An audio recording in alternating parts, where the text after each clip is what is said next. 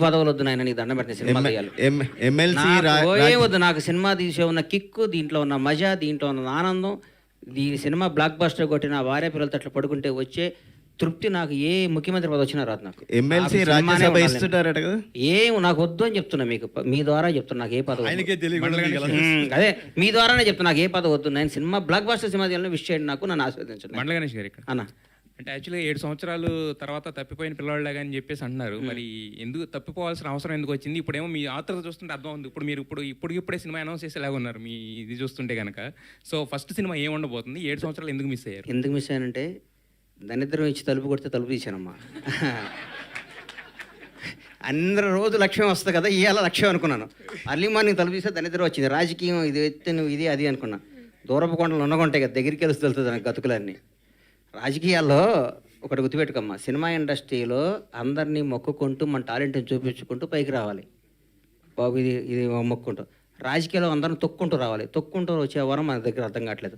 మనం మొక్కుతూనే సినిమాలు తీస్తూ చిరస్థాయిగా నిలిచిపోతామని నా కోరిక.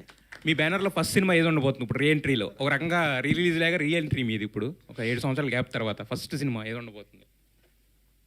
ఒక్క 20 డేస్లో 1 మంత్లో అనౌన్స్ చేస్తాను. ఎందుకంటే ఒకసారి నోటుకొండ వచ్చి నాకు వెనక్కి వెళ్ళకూడదు, పని తప్పైపోతాం. అది ఒక నోటుకొండ బయటకు వచ్చిందంటే దానికి కట్టుబడి ఉండాలి. కాబట్టి బ్లాక్ బస్టర్ సినిమాలు తీస్తా, వరుస పెట్టి సినిమాలు తీస్తా.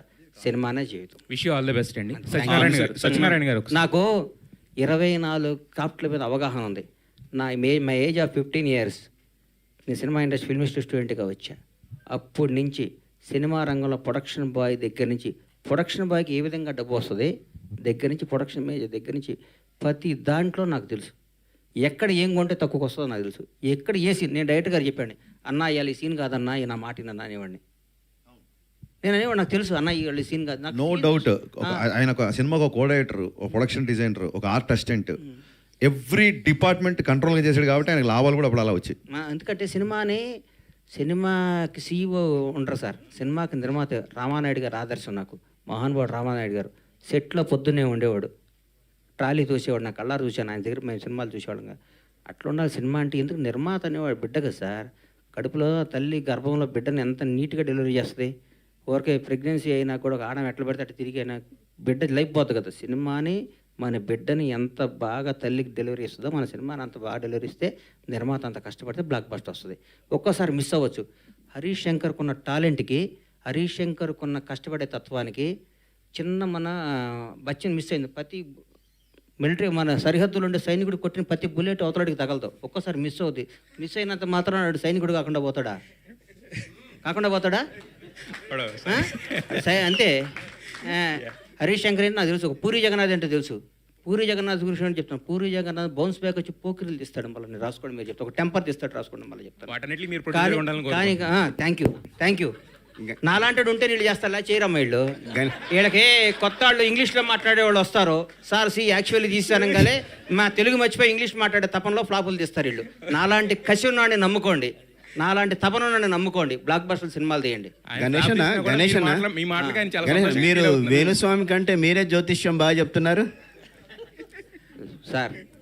అందరూ బాగుండాలి, అందులో మనం ఉండాలి. వదిలే గణేష్ గారు మీరు ఇచ్చిన భరోసాకి హరీష్ శంకర్ గారి మొహంలో చాలా తర్వాత మాకు ఒక సక్సెస్. హరీష్ శంకర్ అనే డైమండ్ సార్. నల్ల లైట్ అయితే నల్లగా ఉంటుంది, తెల్ల లైట్ అయితే వెలిగిపోతాయి. ఆ డైమండ్ని ఎట్టేస్తానో చూపిస్తాను మీకు, నేను చూసుకోండి మీరు. All the best. సత్యనారాయణ గారు ఒకసారి మైక్ ఇవ్వండి. సత్యనారాయణ గారు సార్, ఇప్పటి వరకు రిలీజుల్లో ఈ మధ్యకాలంలో వచ్చిన వాటిల్లో ఏంటంటే మురారి 5 crores టాప్లో ఉంది.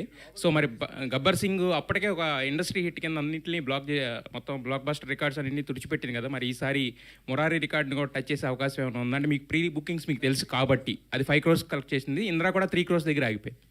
మీరు ఒక్కరోజు ఆగండి. ఒక్కరోజు ఆగితే ఏ రికార్డ్స్ అవన్నీ కూడా మేము డైరెక్ట్గానే చెప్తాం. ప్రతి రూపాయి కూడా అంత వైటే. అసలు ఇప్పటికే చూస్తున్నాం. మీరు ఆ ప్రీమియర్ షోలు రిలీజ్ అడుగుతున్నారంటేనే దాన్ని బట్టి మీరు అర్థం చేసుకోండి. అసలు చెప్పండి. మీరు మైక్ పట్టుకుంటే ఇక్కడ కొట్టుకుంది మా డైరెక్టర్. నువ్వు ఎందుకు కాదు, ఎవరి మైక్ వినపడకపోయినా పర్లేదు, కానీ ఆయన మైక్ నాకు వినపడాలని కోరుకున్నాను, అంతకుమించి లేదు. నాకు నేను ఇందాక ఇప్పుడు హరీష్ గారు మాట అంటే గుర్తుకొచ్చింది. ఆయన అసిస్టెంట్ డైరెక్టర్ ఉన్నాడు, అందులో అందరూ అన్ని క్రాఫ్ట్స్ ఉన్నాయని. నేను ఎప్పుడో ఉన్నాను. ఈ గబ్బర్ సింగ్లో అంటే హరీష్ గారు డైలాగులు మొన్న కూడా వచ్చిన దాంట్లో కూడా చెప్పారు, అందరి దగ్గర తీసుకుంటాను నా అసిస్టెంట్ డైరెక్టర్లు, అందరి దగ్గర డైలాగ్స్ మంచి డైలాగ్స్ తీసుకుంటాను. గబ్బర్ సింగ్ డైలాగ్లో మీ పాత్ర ఏమైనా కొంచెమైనా ఎక్కడైనా ఉందా? షూటింగ్ కూడా రానిచ్చాడు కదా నన్ను, బయట పనులు చేయనిచ్చాడు. ఎందుకు వాస్తవాలు చెప్పుకోవాలన్నా, మనం వీళ్ళు వచ్చేలో పని రెడీ చేసి అక్కడ పెట్టి దూరం పోయి కూర్చొని రేపటి ప్రోగ్రామ్ పెట్టి, ఎందుకంటే ఆ సినిమా డిసెంబర్ 8వ తారీఖు 9వ తారీఖు షూటింగ్ మొదలుపెట్టామన్నా, మే 11 రిలీజ్ చేసాం. 5 నెలల్లో గబ్బర్ సింగ్ సినిమా తీసాం. 10 ఏళ్ళు ప్రాజెక్టు, 6 ఏళ్ళు అండర్ గ్రౌండ్, 7 ఏళ్ళు రికార్డింగ్ కదా అది. 150 days. నా ఆంజనేయులు సినిమా 95 రిలీజ్ అయింది, 95 రిలీజ్ అయింది. టెంపర్ సినిమా 7వ నెల రిలీజ్ అయింది. 1 year సినిమా అటువంటి 9వ నెల తల్లే బిడ్డని జన్మనిస్తుంటే మనం సినిమా అంతకంటే ఏందన్నా? ఒక మాతృమూర్తి ఒక బిడ్డను 9 monthsలో డెలివరీ చేసి బయట వాడిని 10 చేస్తుంది. మనం ఇట్లా 17 సినిమా తీస్తే మన పిల్లాడు 10th class అయిపోతే 2 సినిమాలు తీసి పెళ్లి చేసి బయటికి పంపించాలి మనం. ప్రతి ఏడు మీ అందరి ద్వారా మా హీరో అందరినీ, మీ స్టార్లు అందరినీ చేతులు అయితే నమస్కారం. సంవత్సరానికి ఒక సినిమా రిలీజ్ అవ్వాలి ఎట్టి పరిస్థితులను కోరుకుంటున్నా. ఎందుకంటే 400-500 కుటుంబాలు బతుకుతాయి, హ్యాపీగా ఉంటాయి. సినిమా థియేటర్లు, ఎగ్జిబిటర్లు కళకళ, ప్రతిరోజు పండగ. ఒక సినిమా రిలీజ్ అవుతుంటే ఒక స్టార్ హీరోతో ఒక పండగ అవుతుంది. ఎప్పుడో 5 ఏళ్ళకి ఒకసారి ఇస్తామంటే అప్పుడు కూడా మనం ఇంతకుముందు ఎప్పుడో పురాణం రాశారు, సంక్రాంతి, దీపావళి, దసరా 5 ఏళ్ళకి ఒకసారి పెడదాం, ప్రతి ఏడు ఎత్తేద్దాం అంటే కుదరదు. మా దృష్టిలో మినీ గాడ్స్, మీరు కూడా ప్రతి ఏడు జనానికి వచ్చి కనపడాలి, థియేటర్లో ఎంటర్టైన్ చేయాలి. ఆ తృప్తి మిమ్మల్ని రిక్వెస్ట్ చేస్తాను. హరీష్ గారు అడగండి సార్, అడగండి. దేవి గారిది మీద ఒక అద్భుతమైనటువంటి, మైక్ దగ్గర పెట్టుకోండి సార్, గట్టిగా అద్భుతమైనటువంటి కాంబినేషన్ దేవిశ్రీ ప్రసాద్ గారిది మీది కూడా సార్. సో నెక్స్ట్ మీరు ఎవరితో చేయబోయినా, ఏ ప్రొడ్యూసర్, ఏ హీరోతోనా దేవితో కాంబినేషన్ రిపీట్ అవుతుందని అనుకోవచ్చా? ఇప్పుడు ఉస్తాద్ దేవిశ్రీ ప్రసాద్ చేస్తున్నారు కదా, ఉస్తాద్ దేవిశ్రీ ప్రసాద్ చేస్తున్నారు కదా. దేవిశ్రీ ప్రసాద్ పుష్ప తర్వాత చాలా పెద్ద మ్యూజిక్ డైరెక్టర్ అయిపోయారు. అంటే ఆల్రెడీ పెద్ద మ్యూజిక్ డైరెక్టర్, పుష్పతో పాన్ ఇండియా మ్యూజిక్ డైరెక్టర్ అయిపోయాడు. సో కొంచెం నేను ఎప్పుడన్నా కొన్ని ప్రాజెక్టులకి దేవిశ్రీ ప్రసాద్ టైం అవ్వచ్చు, లేదా ఆ ప్రాజెక్ట్ సైజుని బట్టి అవ్వచ్చు. సో నేను తమన్తో చేసిన బ్లాక్ బస్టర్ మ్యూజిక్ వచ్చింది, మిక్కీ జమేర్తో చేసిన బ్లాక్ బస్టర్ మ్యూజిక్ వచ్చింది, దేవిశ్రీ ప్రసాద్ గారితో చేసిన బ్లాక్ బస్టర్ మ్యూజిక్ వచ్చింది. దేవికి నాకు ఏంటంటే పర్సనల్ ఫ్రెండ్షిప్ ఎక్కువ, అలాగే తమన్తో ఎక్కువ. సో నెక్స్ట్ కమిట్ అయ్యే హీరో, ప్రొడ్యూసరు, ఆ ప్రాజెక్ట్ సైజుని బట్టి మ్యూజిక్ అనేది ఉంటుందండి.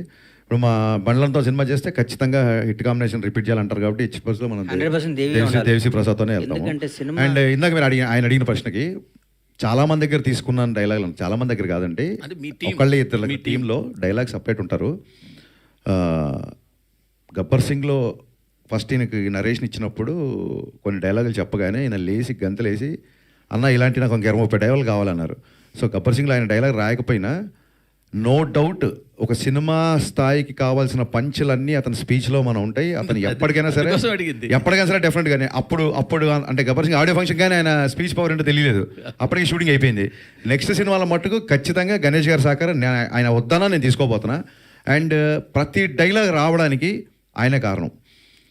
పొద్దున్న లేస్తే నేనన్నా ఒక నైట్ రైటర్లతో కూర్చొని కొంచెం ఎప్పుడు 9:30, 10కి వచ్చేవాడేమో. ఆయన పొద్దున్నే పెద్దమ్మ గుడికి వెళ్ళి, గబ్బర్ సింగ్ షూటింగ్ ఉన్నా లేకున్నా ఆ జరిగినంత కాలం 6 నెలలు పొద్దున్నే పెద్దమ్మ గుడికి వెళ్ళి బొట్టు పెట్టుకొని 7:30-8 గంటలకల్లా ఆఫీస్లో ఉండేవాడు, నా కోసం వెయిట్ చేసేవాడు. నేను రాగానే ఇద్దరం ఫస్ట్ కాఫీ తాగేవాళ్ళం. నేను కాఫీ తాగేవాడు కదా, బూస్ట్ తాగేవాడు, బాగా గుర్తు నాకు. డైరెక్టర్ గారు బూస్ట్ చెప్పండి రా అని చెప్పి ఆయన వచ్చి కూర్చున్నాడు. అన్న మన సినిమా బ్లాక్ బస్టర్, అన్న ఈ సీన్ బాగా వచ్చింది, అన్న ఇంకో 2 డైలాగులు చెప్పన్నా, ఆ ఉత్సాహంతో బయటికి వెళ్ళి పనులు చేసుకుంటా అని. నిజంగా చెప్తున్నాను, ఒక IPS IASకి గ్రూప్స్ ప్రిపేర్ అయ్యే వాళ్ళకి వెనకాల ఇంట్లో పేరెంట్స్, బ్రదర్స్, సిస్టర్స్ ఎలా అయితే కూర్చోబెట్టి గబుకుని ఇలా నిద్ర వస్తే కూడా టక్కని బుర్ర మీద ఒకటేసి రాయి అంటారు చూసారా, అంత ప్రోత్సాహం చేసి అంత వెనకాలన్నాడు. కాబట్టి గబ్బర్ సింగ్ స్క్రిప్ట్ కానీ షూటింగ్ కానీ టైంకి జరగడం, టైంకి రిలీజ్ అవ్వడం, 1 and only బండ్ల గణేష్. ఇంకా అందులో అసలు సెకండ్ థాట్ అవటం అంటే ప్రతి ఒక్క అప్పుడు రాజన్న వీళ్ళందరూ మెరాకిల్. 11 మిస్ అయితే 12 చేద్దామా, 13 డిసెంబర్ 22 అండి. నేను బాగా గుర్తు నాకు, పవన్ కళ్యాణ్ గారిని ఫస్ట్ టైం నేను యాక్షన్ చెప్పా అన్నది రాసుకున్నాను. కోయంబత్తూరులో ఈయన వెళ్ళాడు, కళ్యాణ్ గారు కోయంబత్తూరులో దిగారు, పొల్లాచిలో షూటింగ్. సో ఫ్లైట్ కోయంబత్తూరులో దిగుద్ది.